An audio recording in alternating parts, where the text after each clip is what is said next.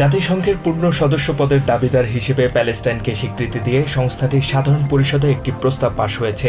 প্রস্তাবে প্যালেস্টাইনকে সদস্যপদ দেওয়ার বিষয়টি ইতিবাচকভাবে পুনর্বিবেচনার জন্য নিরাপত্তা পরিষদের প্রতি সুপারিশ করা হয়। এই ভোটের নিন্দা জানিয়েছে ইসরায়েল।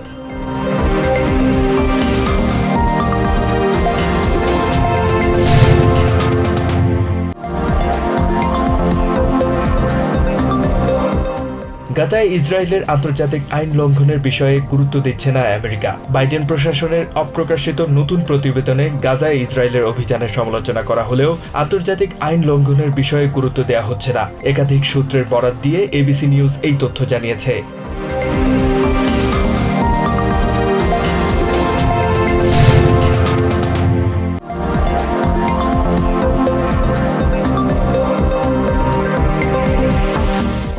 হামাসকে পরাজিত করতে রাফায় অভিযানের কোনো বিকল্প নেই বলে জানিয়েছেন ইসরায়েলের প্রধানমন্ত্রী বেঞ্জামিন নেতানিয়াহু।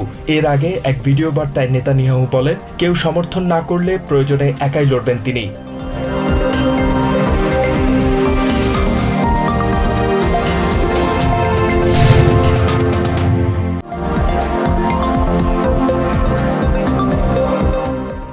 ধরপাকড় ও পুলিশি অভিযানের পরও দেশজুড়ে বিভিন্ন ক্যাম্পাসে প্যালেস্টাইনপন্থী শিক্ষার্থীদের বিক্ষোভ অব্যাহত রয়েছে।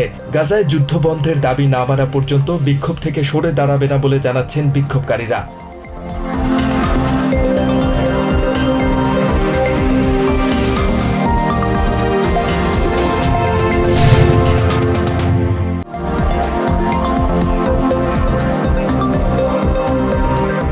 ইসরায়েলে অস্ত্র সরবরাহ বন্ধের হুমকি দিয়ে প্রেসিডেন্ট জো বাইডেন মূলত হামাসকে জয়ী হতে সহায়তা করছেন, এমন অভিযোগ করছেন রিপাবলিকান সেনেটররা।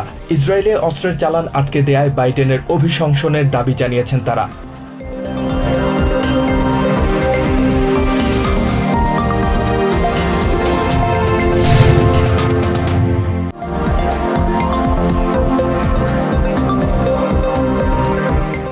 সুইডেনের ইউরোভিশন সঙ্গীত প্রতিযোগিতায় ইসরায়েলি শিল্পী এডেন গোলানের অংশ নেওয়ার প্রতিবাদে বিক্ষোভ করেছেন হাজারো ইসরায়েল বিরোধী। বিক্ষোভের মধ্যেই প্রতিযোগিতার সেমিফাইনালে অংশ নিয়ে ফাইনালে যাওয়ার টিকিট নিশ্চিত করেছেন এডেন গোলান।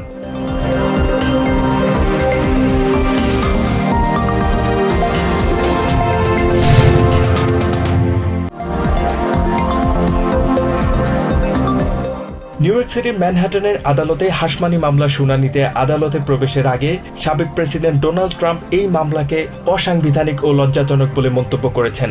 শুক্রবার হোয়াইট হাউসের সাবেক এক্সিকিউটিভ অ্যাসিস্ট্যান্ট ম্যাডেলান ওয়েস্টারহাউট আদালতে সাক্ষ্য দেন।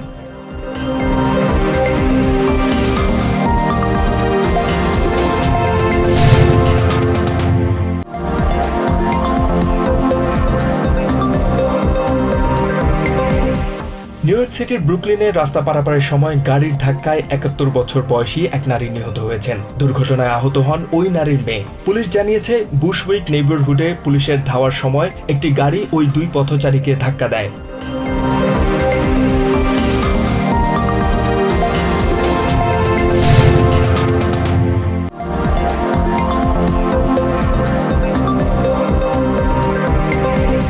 বাংলাদেশের জন্য দ্বিতীয় স্যাটেলাইট নির্মাণের কাজ চলছে বলে জানিয়েছেন প্রধানমন্ত্রী শেখ হাসিনা।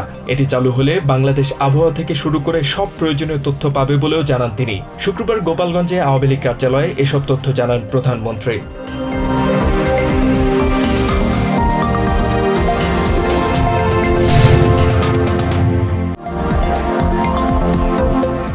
চতুর্থ টি-20 সফরকারী জিম্বাবুয়েকে ৫ রানে হারিয়েছে বাংলাদেশ। এই জয়ে ৫ ম্যাচের সিরিজে ৪-০তে এগিয়ে গেল টাইগাররা। মিরপুরে টস হেরে আগে ব্যাটিং করে ১৯.৫ ওভারে ১৪৩ রান করে বাংলাদেশ। জবাবে ১৩৮ রানে গুটিয়ে যায় জিম্বাবুয়ে।